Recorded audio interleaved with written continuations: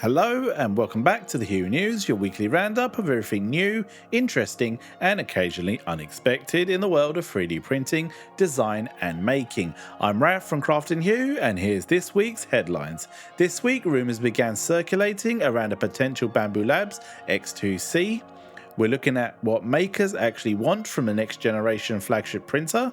Bambu Labs launches a new fund to support creators, and we zoom out to explore how 3D printing is becoming part of a much bigger ecosystem. So let's jump straight in. We're starting this week's story that's been circulating around the community, rumours of a potential Bambu Labs X2C. To be clear from the onset, nothing has been officially announced, there have been no confirmed specs and no release dates and no product reveal. What we're seeing instead is a community-led speculation driven by forum posts, Reddit discussions and shared image references from what appears to be of an X2C or an X2DC label. That image isn't confirmed and even the people sharing it are saying that openly. So rather than asking, is this real? The more useful question is, why is this conversation happening now and what does this tell us? Some of the renewed speculation also follows a recent interview by Fluxhammer where Bambu Labs were asked directly about what's coming next. In that conversation, no new product was confirmed.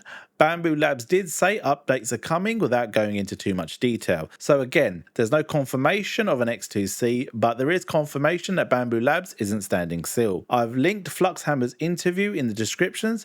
It's definitely worth a watch, and subscribe if you've not already subscribed to his channel. He's definitely doing some fantastic work out there. To understand what an X2C might represent, it helps to look at why the X1 Carbon was created in the first place.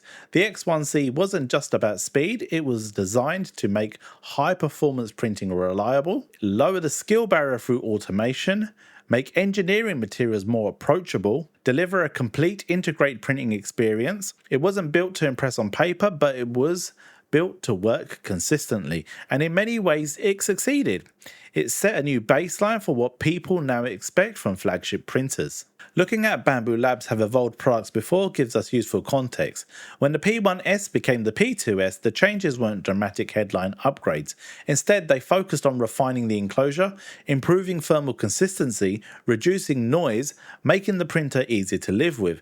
It wasn't reinvention, it was polish.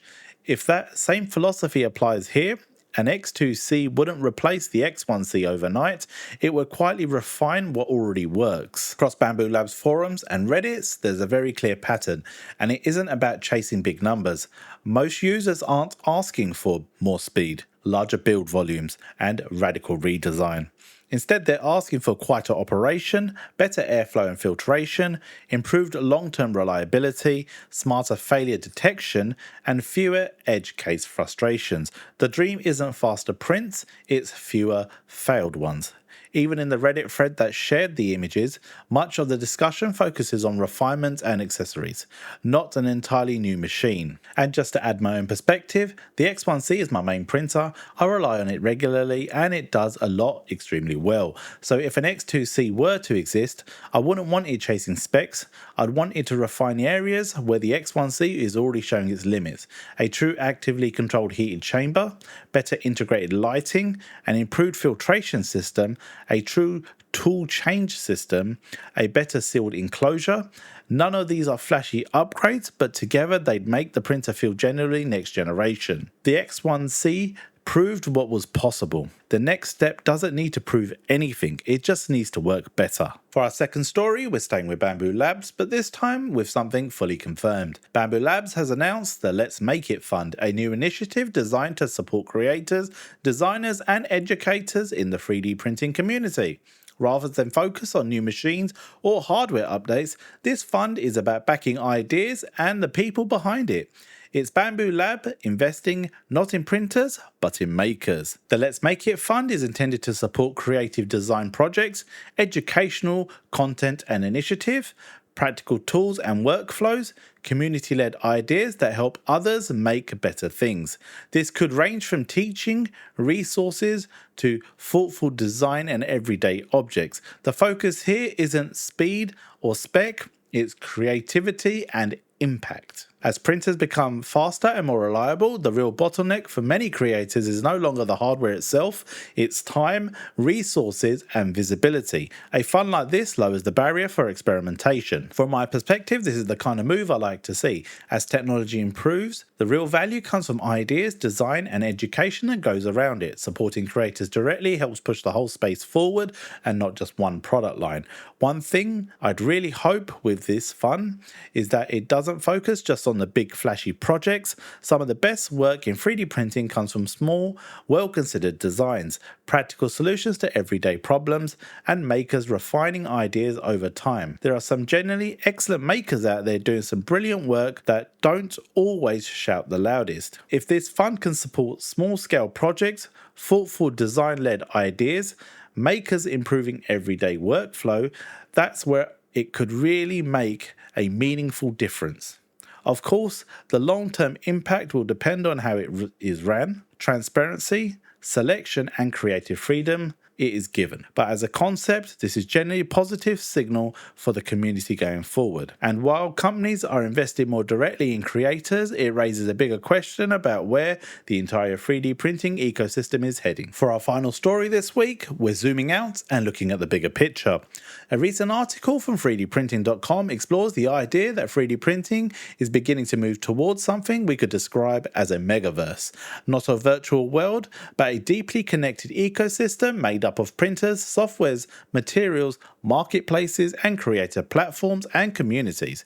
The idea is that 3D printing is no longer just about owning a machine, it's about buying into an entire ecosystem. As highlighted in the 3dprint.com piece, we're already seeing this shift across the industry. Printers are becoming tightly integrated with dedicated slicers, material systems, cloud platforms, model libraries, and creator programs. The printers itself is just becoming one part of a much larger system. For many users, this brings a real benefits for easier setup, smoother workflows, and more reliable results. For a lot of people, that convenience generally lowers the barrier to entry. But the article also raises important questions. As ecosystems grow, how much choice does the user really have? How easy is it to move between platforms? What happens when the system becomes too closed? Convenience is power, but it can quietly shape how and what we create. This doesn't mean ecosystems are a bad thing, but it does mean they need to be built thoughtfully. From my point of view, the interesting part isn't who builds the biggest ecosystem, it's who builds the most open and supportive one. The healthiest future for 3D printing is likely one where new users can get started easily, experienced makers still have a freedom and control, creativity isn't limited by platform boundaries, it's about balance and not being locked in. And just as important, hopefully this shift towards larger ecosystems doesn't end up killing competition. Healthy competition is what drives better printers, better software, fairer prices, and faster innovation. The space moves forward best when multiple companies are pushing each other, not when one approach dominates. As the article from 3dprinting.com suggests, the next big shift in 3D printing might not come from a single breakthrough product, but from who builds the most thoughtful, open, and competitive environment for makers to thrive. From evolving flagship printers to supporting creators and building a wider ecosystem, this week's just shows how much 3D printing has matured. If you've enjoyed the episode today, please give that a like, and if you're new around here, please subscribe for more weekly updates, and let me know your thoughts in the comments. Until next time, happy printing.